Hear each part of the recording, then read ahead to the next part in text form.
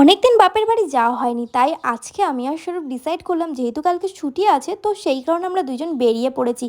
আর দেখো মেঘলা করে আছে, আবার কিছুক্ষণ পর আবার রোদ উঠছে, কি ওয়েদার আমি না ঠিক বুঝতে পারছিলাম না। যাই হোক, এখন আমাদের ওই পারে যাওয়ার জন্য লঞ্চের টিকিট কেটে নিতে হচ্ছিল, যেটার প্রাইস হচ্ছে 8 টাকা। তো আমরা যখন এখান দিয়ে হেঁটে যাচ্ছিলাম তখন দেখি এরকম লম্বা লাইন পড়েছিল, তারপরে দেখলাম বড় মার প্রসাদ বিতরণ করা হচ্ছে।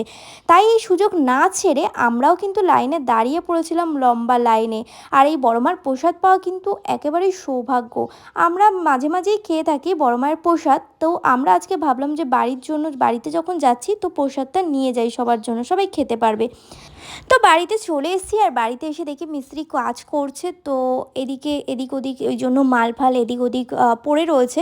তো ঘর এখন পুরোপুরি অগোছালো হয়ে রয়েছে, কবে কাজ কমপ্লিট হবে জানি না। তো এদিক দাদু আমাকে বলছিল তুই কোথায় যাবি, আমি বলছিলাম যে আমার একটু কাজ আছে, তো সেই কাজটা মেটাতেই যাব। আর দাদু না আমার মানে চায় যে আমি দাদুর সাথে একটু বসে গল্প করি। তো যাই হোক, আমি দাদুকে বললাম, বুঝিয়ে সুঝিয়ে বললাম আমি চলে আসবো তাড়াতাড়ি। আর এদিকে দেখো আমাদের কাছে কত কাঁঠাল হয়েছে। আরও গাছ ছিল কিন্তু দিদা সেগুলো কেটে দিয়েছে, যেহেতু ঘর করার সময় তো সেগুলো কাটতেই হতো। আর এই দুটো তিনটে গাছ রয়েছে, তাতেই দেখো ভর্তি ভর্তি কাঁঠাল হয়েছে। দাদু আমাকে বলছিল ওই দেখ ওই বড় কাঁঠালটা তোর জন্য রেখে দিয়েছি, তুই বাড়িতে নিয়ে যাবি। আমার শ্বশুরবাড়িতে সবাই কাঁঠাল খেতে ভালোবাসে, কিন্তু আমার কাঁঠাল খেতে অতটা ভালো লাগে না, তো আমি নিয়ে যাই বাড়ির জন্য।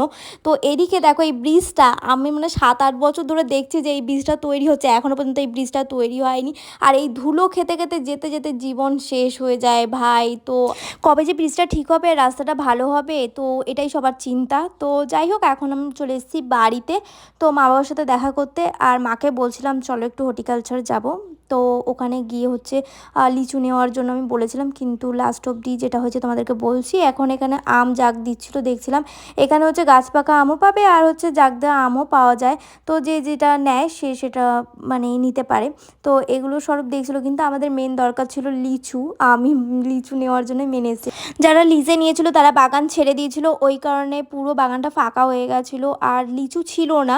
তো তাও স্বরূপ গিয়ে রিকোয়েস্ট করছিল যদি কিছু পাওয়া যায়। এখানে কত লিচু ওয়েস্ট হয়ে পড়ে আছে দেখো। ছোটোবেলায় যখন আমরা দৌড়াতে আসতাম সকালবেলা হর্টিকালচারে, আমাদের পাড়ার যত ছেলেরা মেয়েরা আছে তো সবাই মিলে এসে আগে হচ্ছে তোমার লিচু তলা মানে লিচু বাগানের তলায়, তারপর হচ্ছে আম বাগানের তলায় এগুলো দেখতাম আম লিচু পাওয়া যায় নাকি, আর কুড়িয়ে কুড়িয়ে বাড়ি নিয়ে যেতাম। এগুলো অনেক মেমোরেবল ডে ছিল।